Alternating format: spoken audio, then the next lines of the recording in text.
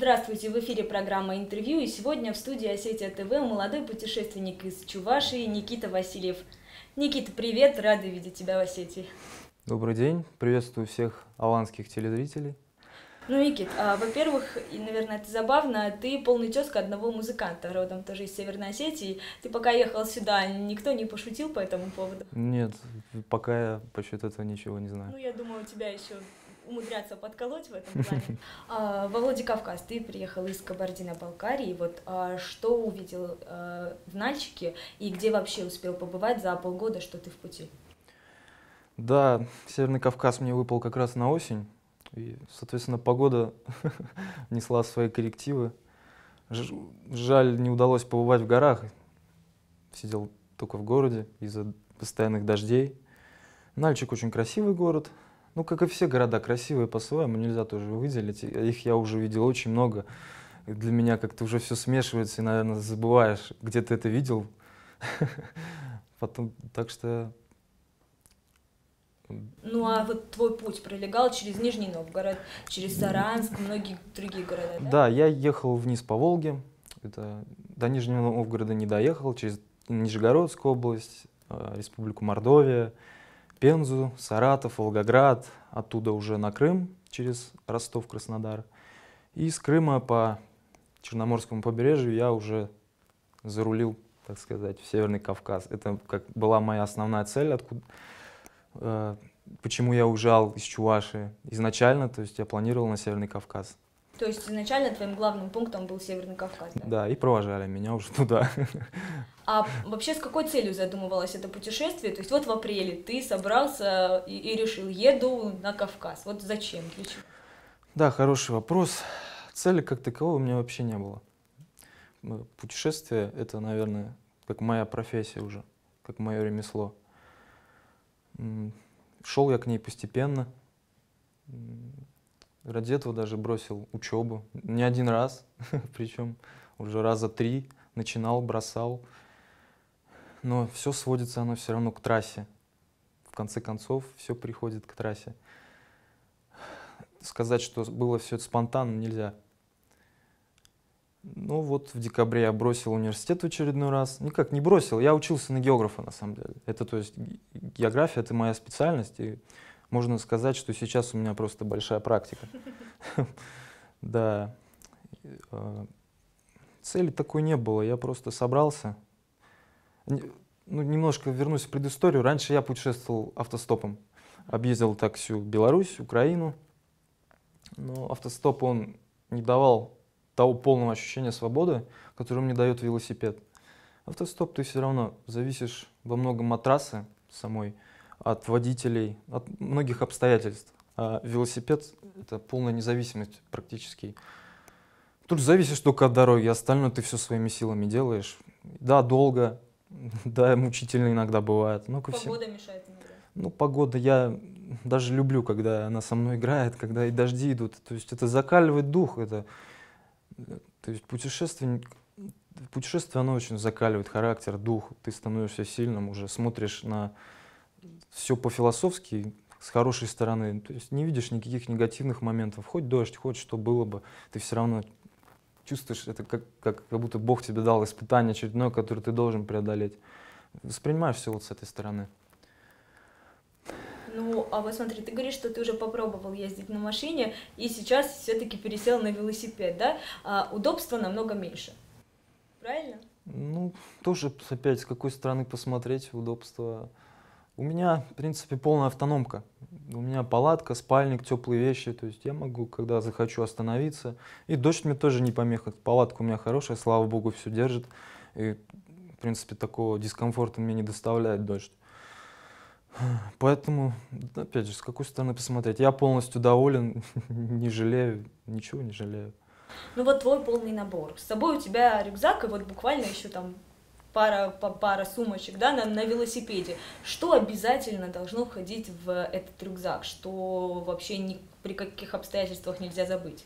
Нет, ну таких вещей нету. Можно без всего. Ну, без велосипеда, конечно. Основное — это самый велосипед. Остальное можно без всего. Главное, и не взять лишнего. Я никогда не жалел, что-то я забыл дома. Я всегда жалел то, что взял что-то лишнее. А без всего можно прожить. Ну, конечно, это элементарные вещи. Нож, ну, такие основные, ножик, там что-то открыть или... Ну, и то я ездил без ножа, потерял, и пару тысяч километров ездил без ножа, нормально. Ну, то есть это, опять же, что у тебя в голове сидит, если ты без этого не можешь. Ну, как условия комфорта. Вот надо выйти из этих условий. Без всего можно прожить. Можно и пешком, но без велосипеда пешком пойду, ну что. Еще чуть-чуть дольше. Ну да, но просто я не могу себя назвать так, велопутешественником. Я бы на всем путешествовал. Я бы, если была возможность, и на лодке бы путешествовал. Может, когда-нибудь я к этому приду. Все-таки суша, она всего. Не бесконечно. Да, океаны еще большие. Но вот сейчас какой ты именно маршрут для себя наметил? То есть изначально маршрут, он прописывался? Были какие-то города, обязательные пункты? Нет, я, наверное, может, моя философия, я никогда маршруты никакие не делаю изначально. Ну, знаю примерно, куда я хочу поехать, но точно какой дорогой я поеду, я смотрю только по обстоятельствам. Потому что если есть альтернативная дорога, большой основной трассы, я стараюсь ездить по ней, потому что там, во-первых, больше увидишь, и люди, чем дальше от трасс, от крупных городов, люди намного добрее, гостеприимнее, интересно общаться там. Можно увидеть самую суть, самые корни народа. Потому что в городах, как известно, народ теряет свою самобытность, забывается язык, вот, забывают. А в сельской местности, слава богу, можно найти такие моменты. Ну, то есть ты для себя задачей ставил не увидеть природу, там, города, достопримечательности, а познакомиться все-таки с людьми? Ну да, и людей, и природу посмотреть заодно.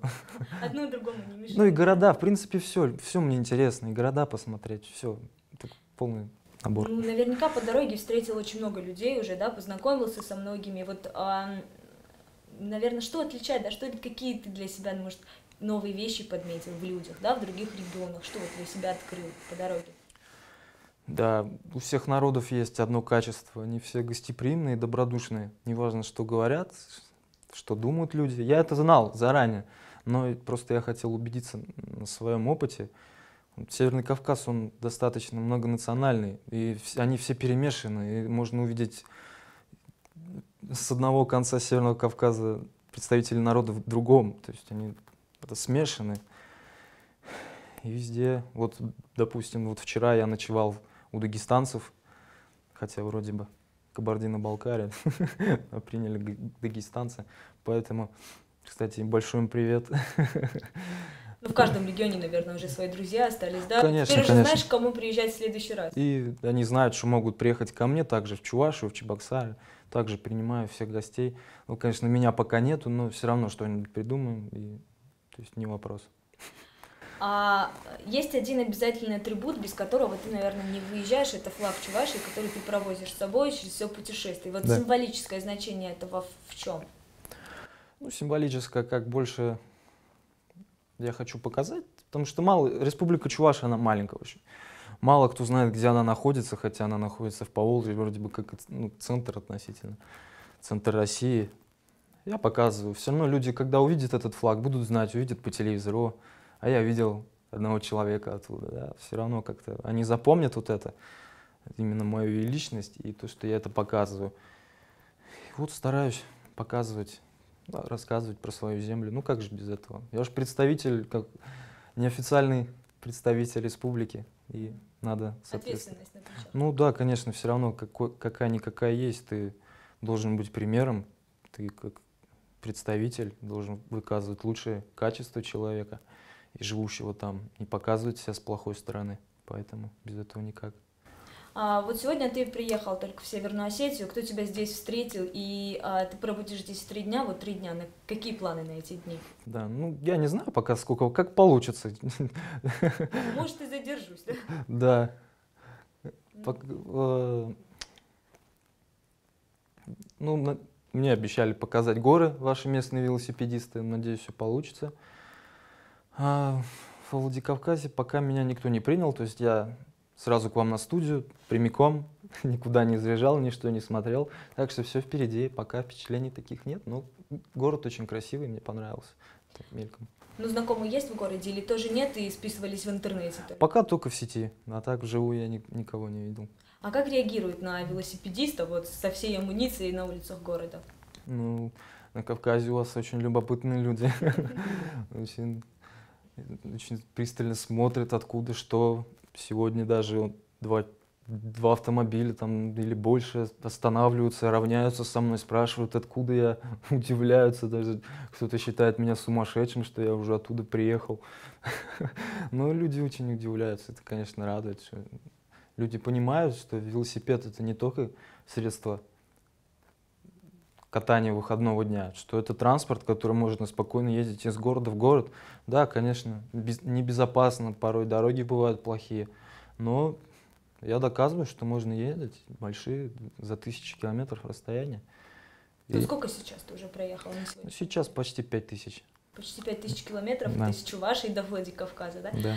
А как дома реагировали, да, на то, что ты собрался в такое путешествие? То есть не отговаривали? Нет, слава богу, все хорошо. Понимают. И опять же говорю, постепенно все к этому шло. Я как после окончания школы уже пробовал себя в автостопе, ездил, то есть на дальние расстояния, на определенное время. То есть привыкли к тому, что я где-то езжу, так что все нормально. Наоборот, как-то пожелали мне все удачи. Не переживают дома? Вот Ну, так собрался молодой человек и уехал. Ну, мама — это мама, она всегда будет, конечно, переживать, но она знает, что все будет хорошо, ну, так что, слава богу, все хорошо. Ты собрался в путешествие и уехал один, абсолютно один, и ты до этого уже говорил о том, что уехал без денег. Мгм. Принципиально путешествуешь без денег. Вот почему такое решение было принято, почему без денег и почему один? Ну да, выехал я без денег. Может быть, я смог бы их заработать, но просто я был студентом, особо не заработаешь, я вот только на снаряжение.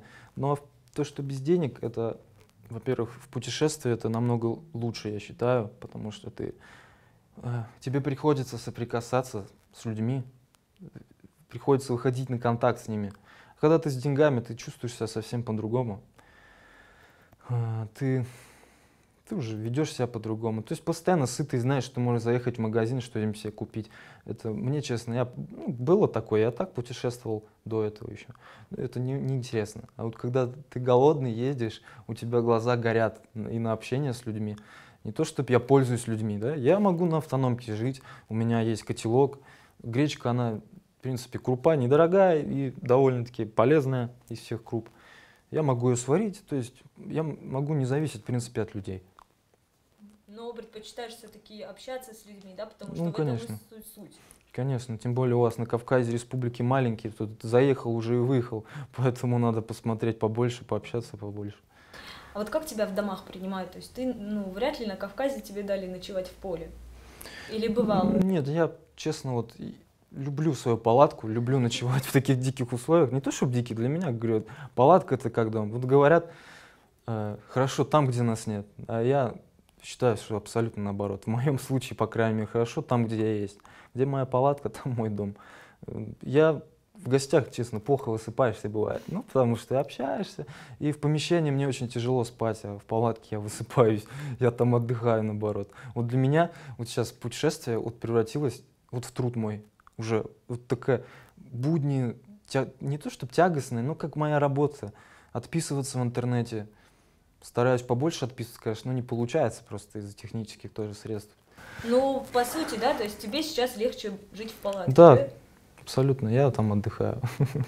А в чем заключается вот твой отдых, да? То есть ты крутишь педали, едешь, приезжаешь в определенную точку, и что? Да больше мой отдых — это как раз, когда я кручу педали. Вот я отдыхаю физически. У меня за полгода последние вот мышцы уже привыкли к постоянным нагрузкам. Я когда отдыхаю дня 2-3, они меня уже просто ныть начинают. Просто сами требуют, чтобы я что-то делал ими, какую-то физическую нагрузку им давал. Поэтому для меня это отдых. И все новые идеи, они приходят в дороге. Ты едешь и что-то новое придумываешь. Потому что я, опять же говорю, выезжал абсолютно без всяких идей. А сейчас я езжу, у меня уже есть какие-то идеи, как показать, как это предложить людям, какие-то цели. Ну вот сейчас ты ведешь свой собственный блог, у тебя своя группа ВКонтакте и так далее. А есть ли люди, которые, может, сейчас уже хотят последовать твоему примеру, да? Или, может, кто-то в республиках там, предложил сейчас же взять, просто и уехать с тобой? Ну, со мной уехать пока такого не было, но ВКонтакте очень много отзывов, мне пишут, что люди реально восхищаются, тоже хотят попробовать, спрашивают какие-то советы. Но я говорю, что в каждом отдельном случае нельзя давать советы. Разные люди, разный характер. Каждый человек должен свой путь искать сам. Чьи-то советы, они не помогут другому, что мне хорошо, для другого как плохо. Поэтому человек должен искать сам. Хорошо, если он вдохновится моими, да, поступками. Это да. А советовать я никогда никому ничего не советую. Главное, с хорошими мыслями только в голове и не нервничать. Остальное все будет. Вот ты приезжаешь в республику и в республике, да, и я уже видела несколько видеоматериалов, с тобой встречаются журналисты, и очень многие воспринимают тебя как диковинку какую-то, да, на самом деле, потому что очень редко кто пускается в такие путешествия. Рискованно, наверное, да, тяжело, и не каждый решится на такое. Вот как тебе общаться с журналистами? Не страшно там, или может там стесняются камеры очень многие, не хотят, может, чтобы к ним приставали люди? Ну, поначалу, конечно, как и все, наверное, люди волнуются перед камерой. Сейчас уже... Сейчас уже освоился. Ну, более-менее, да. Ну, то, что люди, конечно, для Кавказа велопутешественник, это, конечно, в диковинку немножко, потому что многие боятся Кавказа, ну, особенно в наших широтах средних. Кавказ воспринимают только из новостей, знают. Ну, а, к сожалению, новости из Кавказа, они не всегда самые хорошие, и поэтому воспринимают только как... То есть ехать туда вообще нельзя на велосипеде, это вообще как будто самоубийство. Я показываю людям, что Кавказ — это ничего страшного, то, что здесь наоборот. Все люди гостеприимные, доброжелательные, я не считаю. И вот я хочу вот это показать, как одна из моих идей, как представить свою республику и представить республики Северного Кавказа для своих широт, для своей республики. Ну, как думаешь, вот добьешься этой цели? То есть есть уже какой-то отклик? Конечно, безусловно, добьюсь. Пока, слава богу, все хорошо. Да даже если будет нехорошо, я говорю, я смотрю на все проблемы с другой точки стороны. С другой стороны, надо, даже если тебе сейчас плохо, ты знаешь, что через время поймешь, что это так и должно было быть. Наоборот, направить тебя на правильный путь.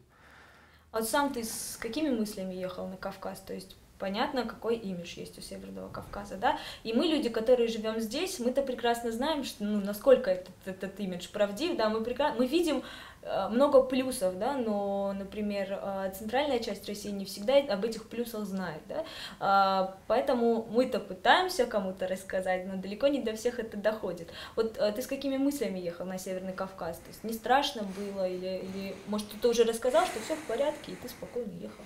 Нет, не страшно. Мне всегда интересно все новое посмотреть. Наоборот, меня страх, он заставляет посмотреть, наоборот. Наоборот, доказать, что это не так. Ну, даже если страшно, ничего страшного нет. Мне всегда интересно все новое посмотреть. Я бы, если будет возможность, я дальше поеду. То есть зимовать я уже поеду в Закавказье, на Азербайджан. Дай бог, если все будет хорошо, поеду и на Иран.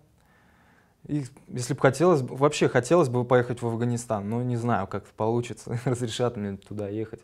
То есть твое путешествие, оно как-то автоматически стало международным, да? Ну да. Ну, пока еще не стало, но надеюсь, все станет. То есть фактически ты планировал ехать напрямую из Чебоксар на Северный Кавказ, а в итоге как-то путешествие расширилось, и сроки, они тоже сместились, ну, да? Вот когда ты думаешь, когда ты доберешься домой? Ну, пока такого нету. Ну, я себе цель поставил, не цель, а вот вообще в идеале хотелось бы год побыть в дороге. Не знаю, как пока получится. Но даже если бы я хотел бы сейчас ехать домой, я бы уже не успел, там, наверное, уже снег выпал. Поэтому я лучше поеду зимовать и как раз смотреть закавказские республики, Азербайджан, Армения, Грузии. Вот за зиму хочу их объездить. Ну а дальше что? Вот сейчас завершится твое путешествие, довезешь ты флаг Чувашии до даже пусть Афганистана. И проект на этом, ну, не, проектом это сложно назвать, да, но путешествие, оно завершится. Обратно тоже поедешь на велосипеде, думаю?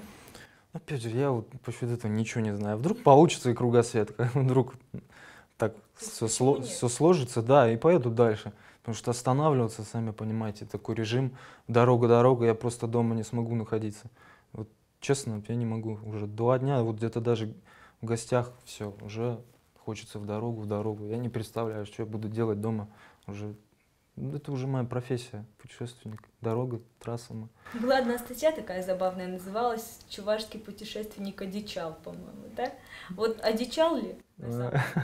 Да, можно сказать и так, есть немножко.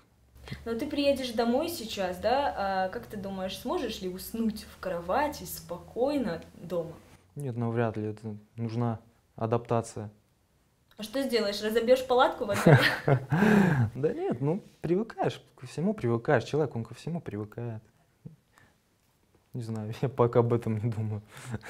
А ты говорил, что ты по профессии географ. Ну, Будешь дальше учиться или как будет? да, я не закончил. Ну да, моя основная цель, опять же, не цель, стремление. Не люблю слово цель, потому что она не очень корректная. Мое основное стремление — это принести пользу своей республике Чувашии. Я все равно вернусь туда, буду там жить, я знаю, как создам семью.